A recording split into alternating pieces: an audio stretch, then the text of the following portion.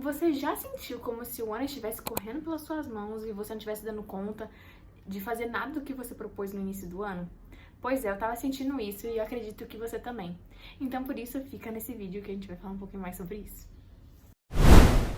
Olá, eu sou a Rafaela, mas pode me chamar de Rafa, e esse eu apenas queria falar. É um lugar onde a gente vai conseguir falar sobre vários assuntos, oração com propósito, com autenticidade, que é algo que eu tenho buscado cada dia mais na minha vida. E eu tô bem feliz porque a gente vai falar de algo que tem passado muito pela minha cabeça e que talvez esteja passando pela sua também.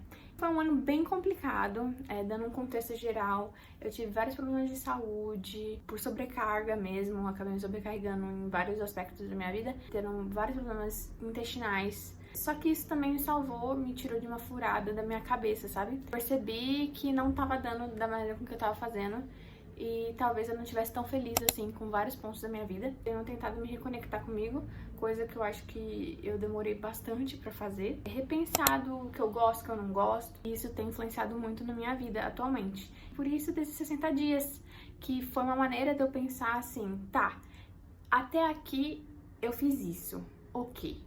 Mas eu vou ficar chorando pelo leite derramado? Eu vou ficar chorando pelo que eu não fiz? Ou então eu vou começar a fazer a partir de agora? Então, mesmo faltando 60 dias pro próximo ano começar, por que não eu começar o próximo ano lá em cima? Lá em cima, pensando em várias coisas que vão me agregar e que vão estar mais perto da pessoa que eu quero ser.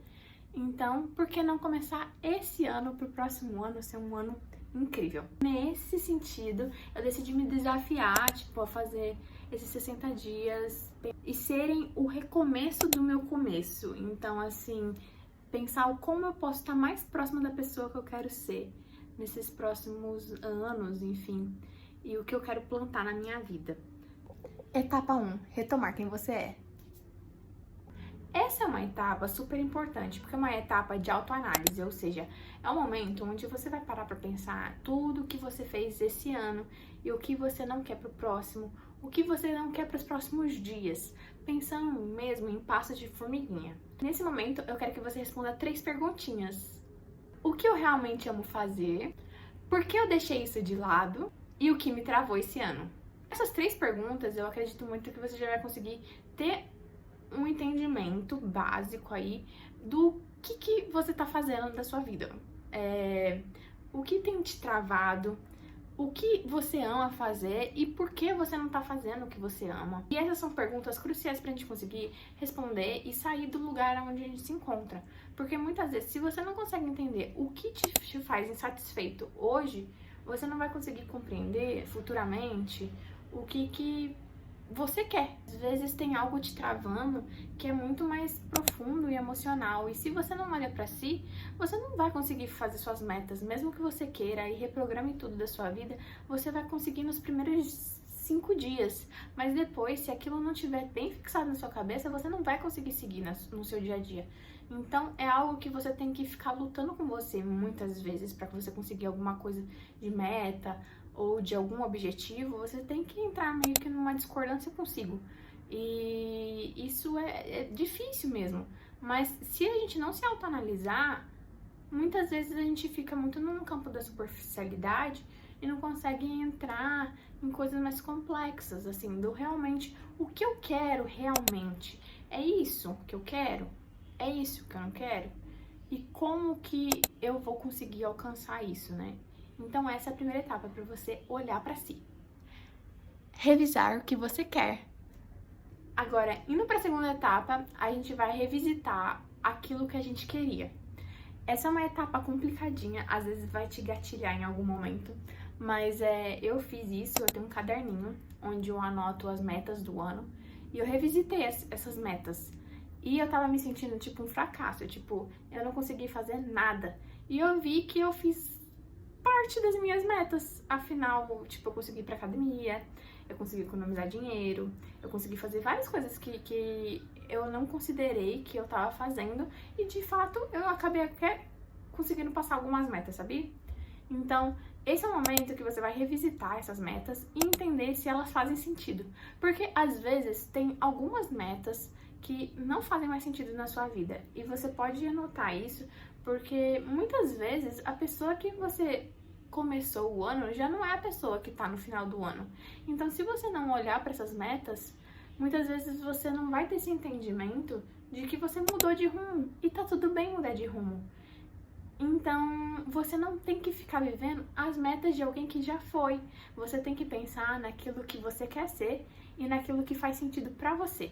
Eu sou muito, assim, prática no sentido da minha vida atualmente, que se aquilo fez sentido pra mim no passado, maravilha. Eu não vou ficar mais chorando pelo que passou, porque o que passou, passou. Então, eu vou tentar olhar pra frente e ver o que eu posso reconstruir. E aquilo vai servir de aprendizado na minha vida. Porque senão a gente não consegue dar vazão para coisas novas. E tentar entender a gente é o início disso. Então você vai olhar para essas metas que você iniciou no início do ano e vai analisar se aquilo ainda faz sentido para você. E se fizer, por que que você não conseguiu alcançar alguma delas? Ou se aquilo não era tão o que você queria assim, sabe? Etapa 3, metas condizentes. Você já olhou para a etapa 1 e para a etapa 2, correto?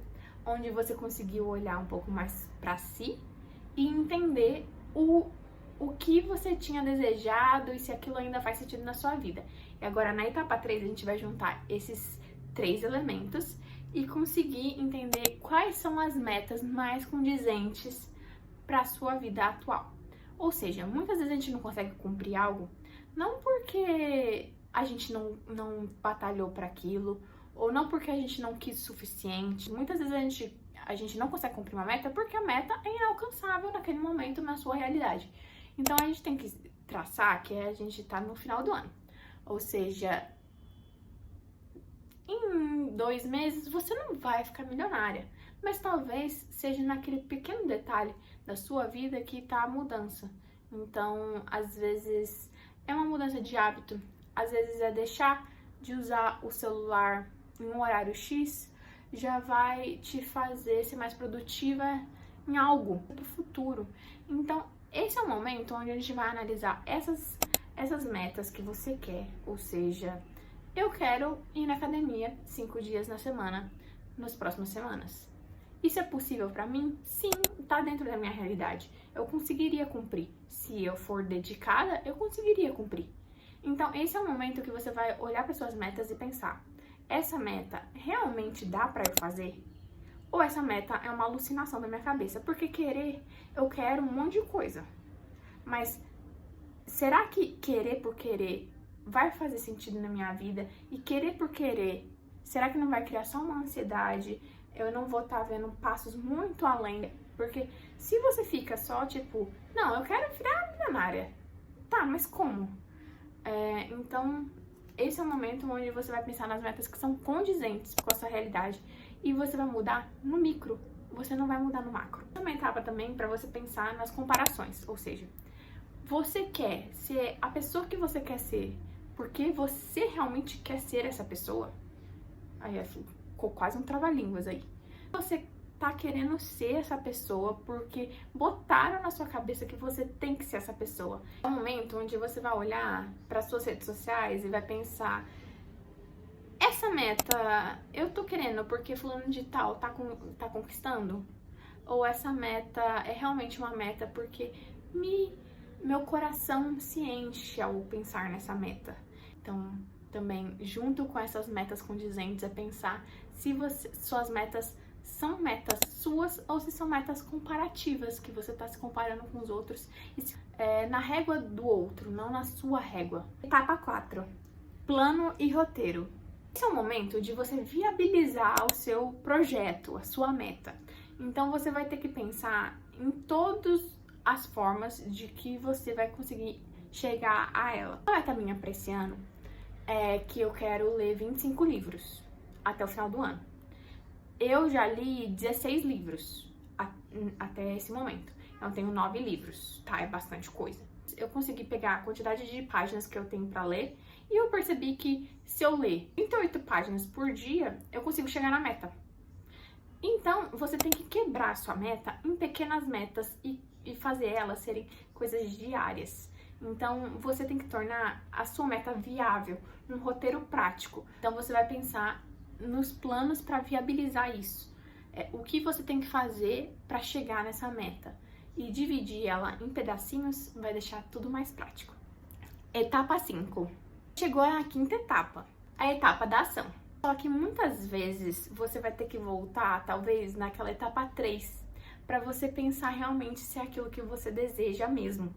Porque muitas e muitas vezes a gente não realiza coisas não porque a gente não queria, mas sim porque a gente não viu propósito naquilo. E isso é algo que acontece muito na minha vida mesmo. Se eu não consigo ver propósito em alguma coisa, dificilmente eu vou realizar. Se aquilo não fizer total sentido na minha realidade, naquilo que eu quero conquistar, eu largo o hábito. E eu sei como isso é triste, a gente queria ser uma máquina, assim, e continuar o hábito. Mas você precisa ter foco e disciplina nesse sentido, assim, de você criar pra você o propósito daquela coisa, daquilo que você quer chegar, daquilo que você quer fazer. Literalmente, o porquê você quer aquilo que você quer. Porque senão nada vai fazer sentido e você não vai agir. Então, haja. Haja e haja pra já. Etapa 6. O início não será seu início se seu interno não mudar. Então, esse é o momento onde você vai estar olhando pra mim e falando: meu Deus, Rafaela, que loucura que você tá falando. Mas sim, muitas vezes a gente acha que precisa de grandes coisas pra mudar a nossa vida, mas às vezes tá naquelas pequenas tarefinhas. Só que você precisa mudar e agir pra essa mudança chegar. E perceber que esse é o início do recomeço e que você sempre vai poder recomeçar no momento que você sentir que é pra ser feito. Às vezes tá meio confuso, também é ok, porque se a gente não se confunde, a gente também não se acha. Mas na vida, assim, tenho tentado trazer um pouco mais de leveza e eu espero ter trazido um pouquinho pra vocês também. Eu também vou realizar essas tarefas com vocês, eu quero trazer outros vídeos nessa linha. Então é isso, esses são os meus 6 passos para mudança, para recomeçar de novo. Eu espero muito que tenha sido proveitoso para vocês, que vocês tenham aproveitado um pouquinho e estejam comigo também nessa caminhada. Meu lembrete é que nunca é tarde para recomeçar e tá tudo bem se você tiver que recomeçar várias vezes. Meu desejo é que você fique bem e que seus sonhos se realizem. Tchau!